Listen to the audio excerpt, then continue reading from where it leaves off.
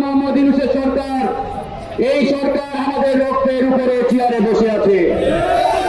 সুতরাং এই সরকার যদি মনে করে যে আমরা ক্ষমতার চেয়ারে বসে হাসিনা যেভাবে এই দেশকে লুটপাট করেছে, আওয়ামী লীগ যেভাবে এই দেশকে ফ্যাসিবাদী শাসন ব্যবস্থার মাধ্যমে একদলীয় বাকশাল কায়েম করেছে, ঠিক একই মডেল অনুসরণ করে আমরাও চালাবো, তাহলে আমরা বলতে চাই আমরা কিন্তু জীবন দেওয়া পাবলিক, রাজপথে জীবন দিয়ে রক্ত দিয়ে এই বাংলাদেশকে ফ্যাসিবাদ মুক্ত করেছি।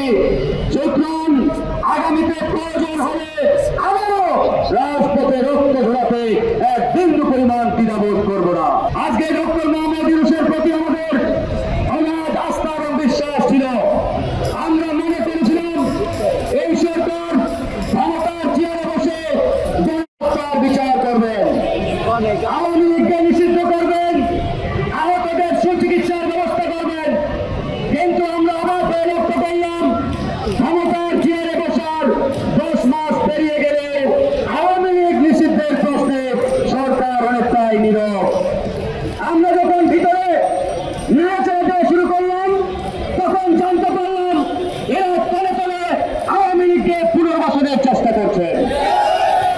আওয়ামী দোষরদের প্রমোশন দিয়ে বড় বড় চেয়ারে বসাচ্ছেন, ডানে বামে সামনে পিছনে চাচা মামা ভালোদেরকে বড় বড় চেয়ার দিয়ে এরা পদায়ন করছেন।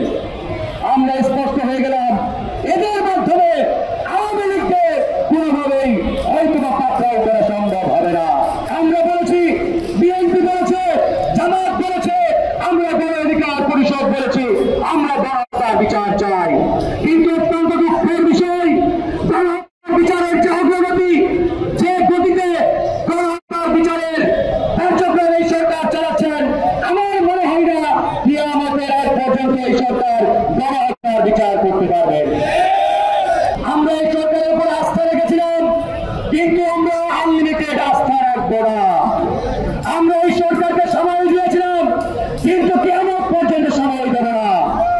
আজকে আমরা যখন দেখি একজন নিষিদ্ধ ঘোষিত সংগঠনের নেতা ঢাকা উত্তর সিটি কর্পোরেশনের মতো গুরুত্বপূর্ণ একটি প্রতিষ্ঠানের প্রধানের দায়িত্ব পায়, তার মানে আর বুঝতে থাকে না এই সরকার জনগণের সংস্কার নয়, জনগণের আকাঙ্ক্ষা নয়, এরা আওয়ামী লীগের আকাঙ্ক্ষা বাস্তবায়নে বেশি তৎপর।